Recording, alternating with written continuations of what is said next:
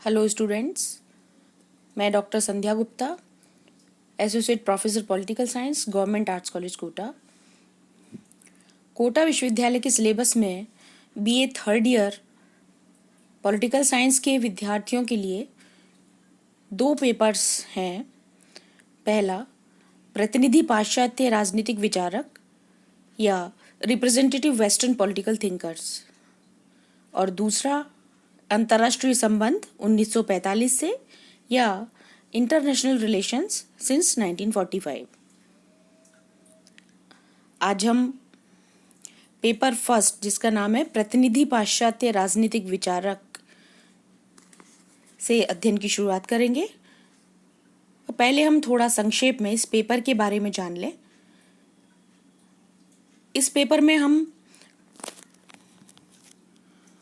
कुछ प्रमुख पश्चिमी राजनीतिक विचारकों के राजनीतिक चिंतन को जानेंगे,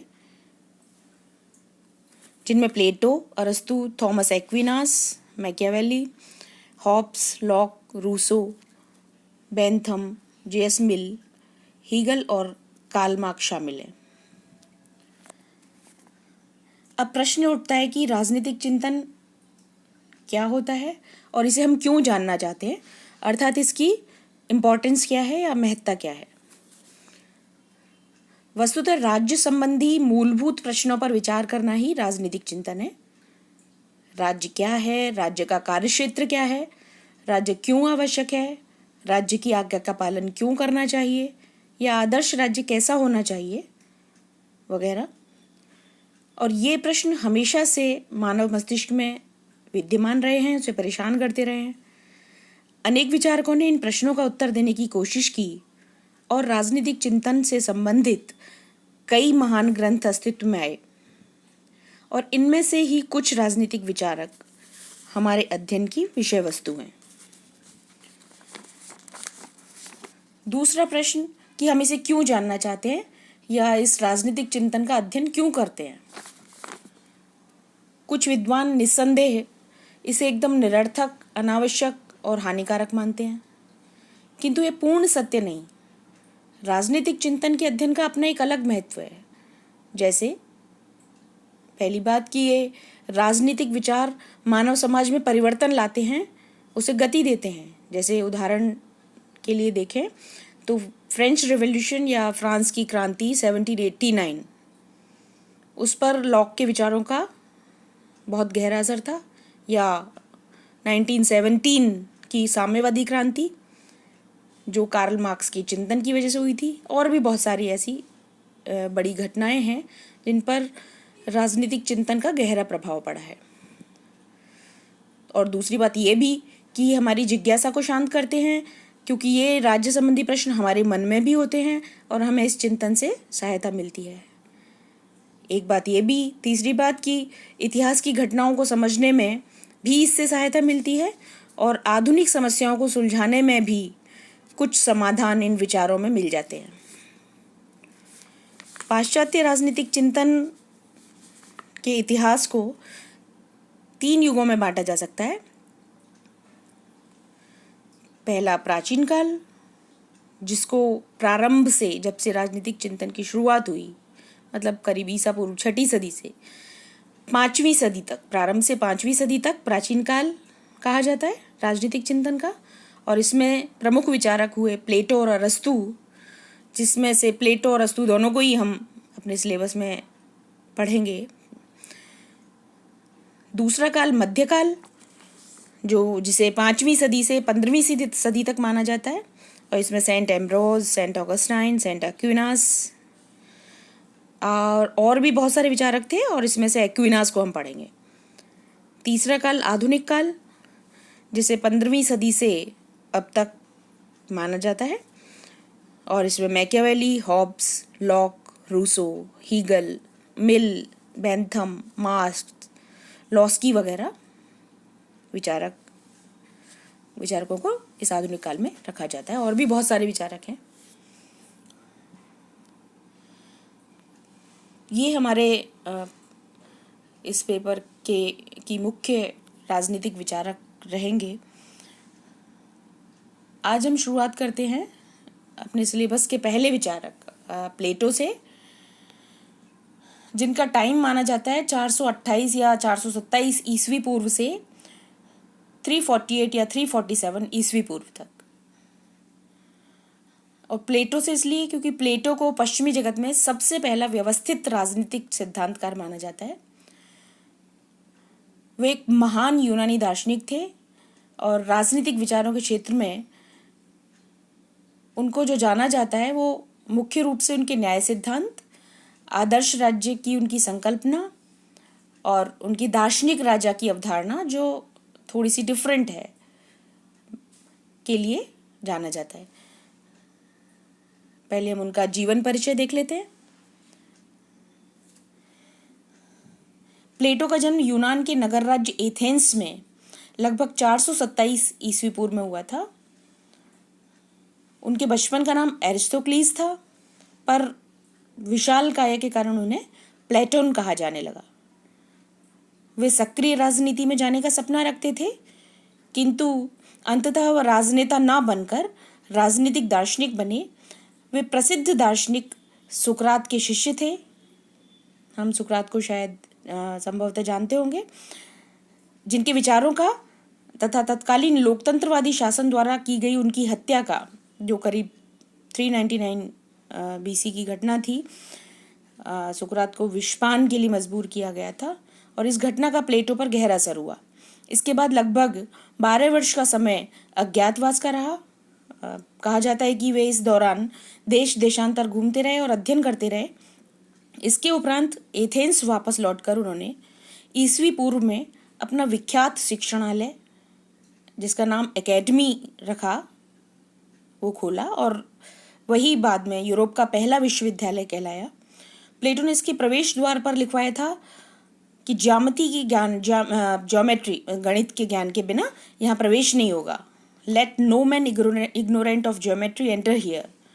अरस्तु भी बहुत प्रसिद्ध राजनीतिक चिंतक हुए हैं। वो भी इनके शिष्य थे और उन्होंने भी यहाँ शिक्षा ग्रहण की थी। और इस दौरान उन्होंने अपनी प्रसिद्ध ग्रंथ रिपब्लिक, जिसका नाम था, जिसकी रचना करीब 375 ईस्वी पूर्व में उन्होंने की, ये इस दौरान रची गई, जिसमें उन्होंने एक दार्शनिक राजा के नेतृत्व में आदर्श राज्य की स्थापना का स्वप्न दिया। एक उनकी बहुत प्रसिद्ध रचना है रिपब्लिक। वह अपने आदर्शों को मूर्त रूप देने के लिए सिसिली के सिराक्यूज के शासक डायनोसियस प्रथम को दार्शनिक राजा बनाने की कोशिश कर चुके थे प्लेटो, और 367 ईस्वी पूर्व में उन्होंने पुनः डायनोसियस द्वितीय को उसके आमंत्रण पर दार्शनिक शासक बनाने की कोशिश की, किंतु फिर दूसरी बार असफल रहा। 361 में एक बार फिर से कोशिश की, किंतु इस बार प्लेटो को स्वयं को ही बंदी जैसा बना लिया गया और मुश्किल से वो एथेंस वापस भी मुश्किल से लौट पाया। और इस असफलता से प्लेटो का आदर्शवाद, जो उसका आदर्श राज्य का सपना था, जो दार्शनिक राजा के नेतृत्व में एक राज्य बसाने का सपना था, वो टूट गया। वो धरातल पर आ गया और लगभग वृद्धावस्था में उसने एक अन्य प्रसिद्ध ग्रंथ की रचना की और उसका नाम था द लॉज, जिसमें उन्होंने एक सब आइडियल स्टेट, एक उप आदर्श राज्य की स्थापना का प्रस्ताव रखा और जिसमें दार्शनिक राजा के बजाय कानून के शासन की व्यवस्था प्रस्तुत की, जो ज़्यादा व्यावहारिक हो सकती थी। हालांकि उसका आदर्श अब भी वही पुराना था जो रिपब्लिक में उन्होंने दिया था। लगभग 81 की एज पर एक विवाह समारोह में उनकी मृत्यु हो गई। उनकी प्रमुख रचनाएं या उनके प्रमुख ग्रंथ थे, पहला रिपब्लिक, जिसकी चर्चा हम कर चुके हैं, जो करीब 375 ईसा पूर्व की रचना है। दूसरा द लॉज, और एक और प्रमुख रचना द स्टेट्समैन। ये तीनों ग्रंथ प्लेटो की महानतम रचनाएं हैं, जिसमें सर्वाधिक प्रसिद्धि रिपब्लिक ने प्राप्त की है। हालांकि प्लेटो ने बहुत सारे ग्रंथों की रचना की थी, पर यही 3 ग्रंथ सबसे ज़्यादा महत्वपूर्ण हैं।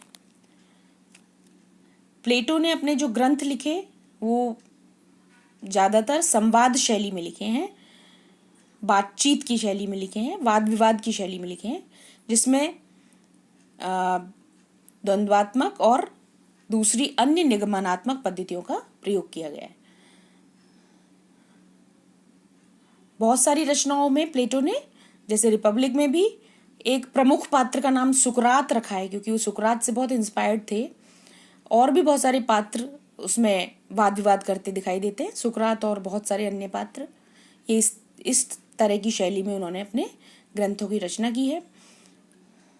उसने अपने पात्रों को सत्यान्वेषण हेतु वाद विवाद करते हुए दिखाया है, और जगह जगह दृष्टांतों का, मतलब उदाहरणों का भी प्रयोग प्लेटो ने बहुत प्रचुरता से किया है।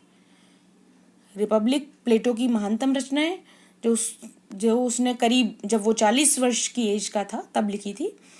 रिपब्लिक नाम से वैसे तो गणराज्य अर्थ प्रकट होता है, पर प्लेटो की रिपब्लिक का तात्पर्य है राज्य की शासन व्यवस्था।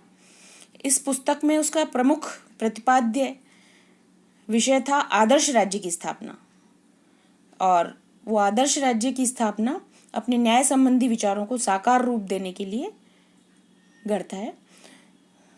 रिपब्लिक में आदर्शवादिता एवं काल्पनिकता की भरमार है, क्योंकि यह उसकी युवावस्था की रचना है, जबकि द लॉज में व्यवहारिकता एवं निराशा के दर्शन होते हैं, जो उसके थोड़े बाद की रचना है, जो वृद्धावस्था की रचना है। स्टेट्समैन दोनों के बीच की रचना है, पर उसके जो अंदर कंटेंट है वो लॉज के ज़्यादा करीब है। अब हम ये भी देख लेते हैं जीवन परिचय के साथ कि प्लेटो के विचारों को किन तत्वों ने प्रभावित किया। तो सब ये जानना जरूरी होता है, इससे हमें उनके चिंतन को समझने में ज़्यादा सुविधा मिलती है। तो प्रभावित करने वाले जो तत्व थे, पहली बात, जो उस समय की परिस्थितियाँ थी, उन परिस्थितियों ने भी प्लेटो के विचारों पर असर डाला। हमेशा डालती हैं परिस्थितियाँ हर एक चिंतक के विचारों पर। तो प्लेटो तत्कालीन एथेंस की कुव्यवस्था और कुशासन से नाराज था और उन्हें चेंज करना चाहता था। एथेंस जिसमें प्लेटो रहता था, उस समय एथेंस में लोकतंत्र था, और पर्ची के संयोग से, मतलब लॉटरी से, कोई भी व्यक्ति कार्यकारी पद पर, राजनीतिक पद पर नियुक्ति पा जाता था। इससे ये हुआ था, वहाँ पर अयोग्यता का शासन हो गया था, क्योंकि कोई भी व्यक्ति कार्यकारी पद पर आ जाता था। एथेंस की अर्थव्यवस्था बहुत कमजोर हो चुकी थी, वहाँ का शासन भ्रष्ट और अत्याचारी हो चुका था। महिलाओं की दशा भी बहुत दयनीय थी, और वो मुख्य रूप से घर गृहस्थी के कामों में ही संलग्न हुआ करती थी, और राजनीतिक और सामाजिक क्षेत्र में उनका विशेष योगदान नहीं हुआ करता था। व्यक्तिवाद की उग्र भावना, या कहें कि स्वार्थ भाव, भी बहुत ज़्यादा उस समय व्याप्त था। अमीर गरीब, शोषक और शोषित के गुट बन चुके थे। ये प्लेटो ने अपनी आंखों से देखा था ये सब कुछ। इन सब के पीछे प्लेटो को लगता था कि सबसे बड़ी चीज़ है वो है धन का मोह। यह मोह जनता के साथ साथ राजनीति में भी व्याप्त हो चुका था। इसके साथ ही उसने ये भी देखा कि पेलोपोनेशियन युद्ध में एथेंस हारा, और एक और नगर राज्य था स्पार्टा, वो पराजय रहा। तो प्लेटो इन कारणों को जानकर उन्हें दूर करना चाहता था जिनसे एथेंस हारा, और स्पार्टा की अपराजयता के जो भी कारण थे वहाँ भी प्लेटो की निगाह थी, उनको भी उसने जाना। और एथेंस में जो लोकतंत्र था उस समय, उसी ने प्लेटो के गुरु सुकरात को विषपान के लिए मजबूर किया था, और इसका गहरा असर प्लेटो पर पड़ा। दूसरा जो बहुत महत्वपूर्ण प्रभाव प्लेटो के विचारों पर पड़ा, वो थे उनके गुरु सुकरात, और ये सर्वत्र दिखाई पड़ता है प्लेटो के विचारों पर। सुकरात का मानना था कि सद्गुण ही ज्ञान है, वर्च्यू इज नॉलेज। सुकरात की इस मान्यता का असर प्लेटो पर भी दिखाई देता है, और वो सद्गुण और ज्ञान में अभेदता रखता है, दोनों में भेद नहीं मानता, और यह मानते हुए कि सद्गुण और ज्ञान साथ साथ चलते हैं, वो दर्शन या बुद्धि का शासन रखना चाहता है अपने आदर्श राज्य में।